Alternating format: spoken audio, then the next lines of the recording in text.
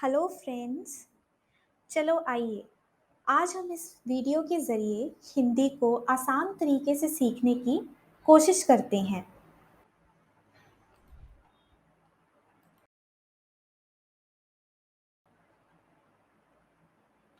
नितिका और कार्तिक आपस में बात कर रहे हैं। नितिका कार्तिक से कहती है, आओ हम आज फिल्म देखने चलते हैं। उधर कार्तिक उससे जवाब देते हुए बोलता है, आज मुझे काम है, कल देखते हैं।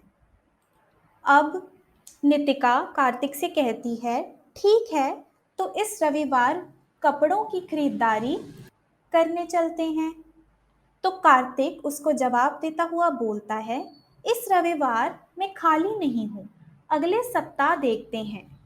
उसके बाद बातचीत को आगे ले जाते हुए नितिका कार्तिक से कहती है, हम कहीं घूमने नहीं जाते, अगर हम इस वर्ष गोवा चलें तो कैसा रहेगा।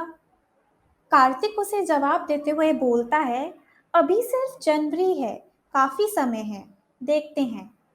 तो नितिका चिढ़ के उसे बोलती है, देखते हैं, तुम बहुत आलसी हो, तुम कुछ करना ही नहीं चाहते।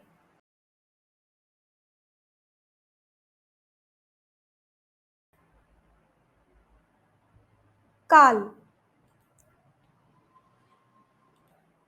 जो किसी भी घटना के समय के बारे में दर्शाए उसे काल कहते हैं। काल तीन प्रकार का होता है, वर्तमान काल, भविष्य काल, भूतकाल। जो काल आने वाले समय के बारे में बताए वो उसे भविष्य काल कहा जाता है। जैसे कि मैं कल स्कूल जाऊंगी। जो काल चल रहे समय के बारे में बताता है उसे वर्तमान काल कहा जाता है। जैसे कि मैं अपना होमवर्क कर रही हूँ, मैं अपने एग्ज़ाम की तैयारी कर रही हूँ। जो काल बीते हुए समय के बारे में बताए उसे भूतकाल कहा जाता है। जैसे कि मैं कल स्कूल गई थी, मैं कल अपनी सहेली से मिली थी। अब हम दिए गए वाक्यों में से काल की पहचान करते हैं। आओ हम आज फिल्म देखने चलें, तो ये वर्तमान काल है।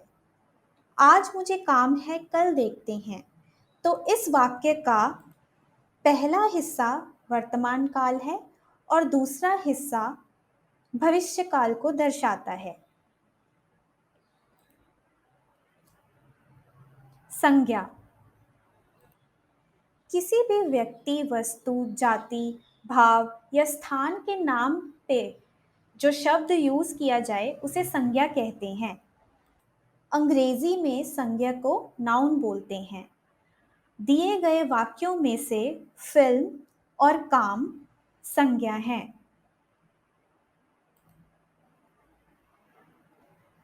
सर्वनाम, सर्वनाम उन शब्दों को कहा जाता है जिन शब्दों का प्रयोग संज्ञा अर्थात किसी व्यक्ति, वस्तु, स्थान या फिर किसी के नाम की जगह इस्तेमाल किया जाए। जैसे कि मैं, हम, तुम्हारे, यह, किसी आदि। इन वाक्यों में से हम और मुझे सर्वनाम हैं क्योंकि नितिका और कार्तिक खुद के नाम की जगह पे हम और मुझे कह के खुद को संबोधित कर रहे हैं।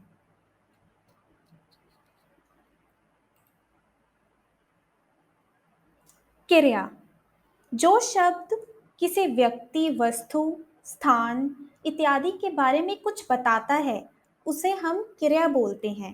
क्रिया को अंग्रेजी में वर्ब कहा जाता है। दिए गए वाक्यों में से चलें, देखते हैं, ये सब क्रिया का रूप है।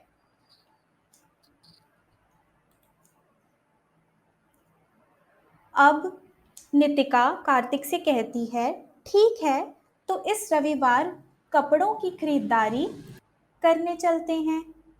तो कार्तिक उसको जवाब देता हुआ बोलता है, इस रविवार मैं खाली नहीं हूँ, अगले सप्ताह देखते हैं।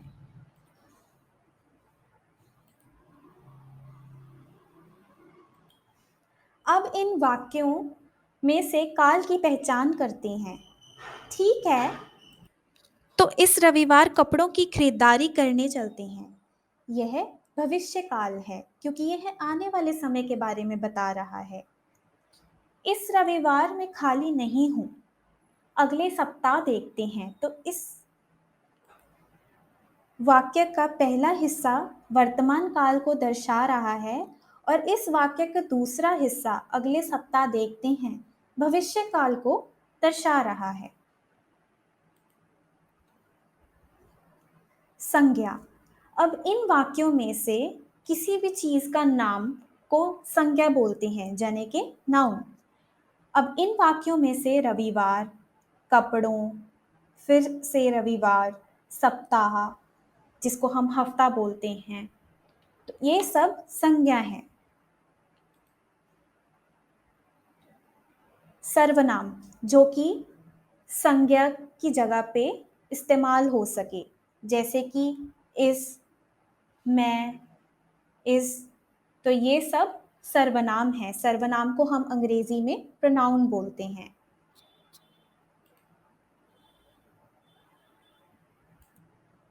क्रिया जो कि किसी के बारे में कुछ बताता है, ये करना, वो करना, खेलना, देखना, ये सब क्रिया की उदाहरणें हैं। तो इन वाक्यों में से खरीदारी, चलना या फिर चलते हैं, देखते हैं, ये सब क्रिया की उदाहरणें हैं। इनको वर्ब्स कहते हैं अंग्रेजी में। विशेषण। विशेषण वो शब्द होते हैं जो वाक्य में से किसी भी नाउन या प्रोनाउन, जिनको हम हिंदी में संज्ञा या सर्वनाम बोलते हैं, उनकी विशेषता बताने का काम करें। तो विशेषण को अंग्रेजी में हम एडजेक्टिव बोलते हैं। ठीक है, तो इस रविवार कपड़ों की खरीदारी करने चलते हैं। इसमें कोई भी शब्द किसी संज्ञा या फिर किसी भी सर्वनाम की विशेषता को नहीं बता रहा।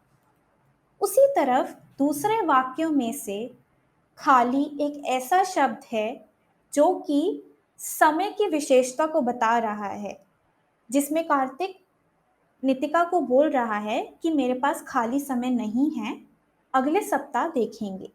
तो ये हो गया विशेषण।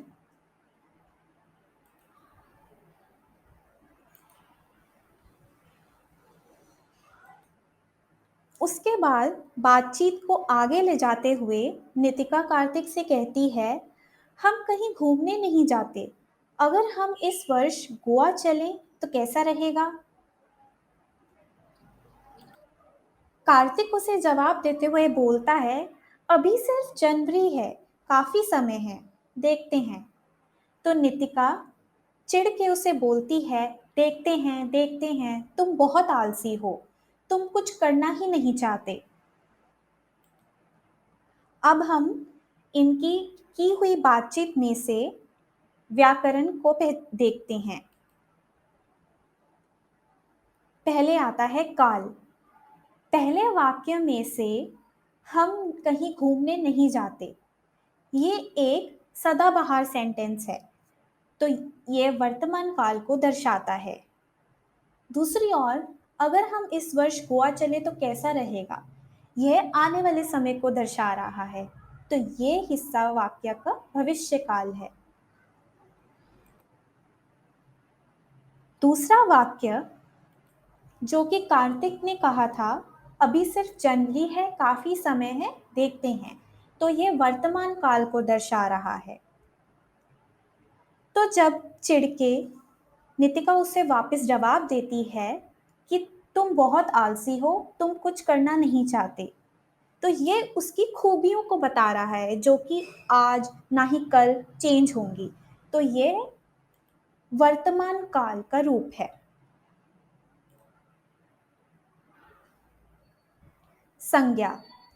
संज्ञा जो कि किसी व्यक्ति आदि का नाम होता है, जैसे कि वर्ष, किसी जगह का नाम जैसे कि गोवा, महीने का नाम जनवरी, समय, तो ये सब संज्ञा है। इस वाक्य में से कोई भी संज्ञा शब्द नहीं है।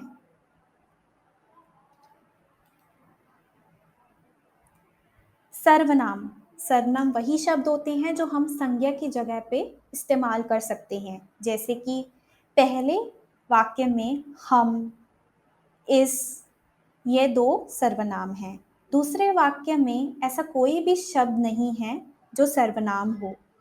तीसरे वाक्य में तुम, जो कि नितिका कार्तिक को बोलती है, कार्तिक का नाम लेने की जगह पे वो उसे तुम बोलती है, तो तुम सर्वनाम है। क्रिया, जो कि किसी काम को बता रहा है। पहले वाक्य में से जाते, चलें, रहेगा क्रिया है। दूसरे वाक्य में देखते हैं क्रिया है। तीसरे वाक्य में देखते हैं, करना, ये सब क्रिया है। अब हम विशेषण पहचानते हैं। पहले वाक्य में कोई भी विशेषण नहीं है।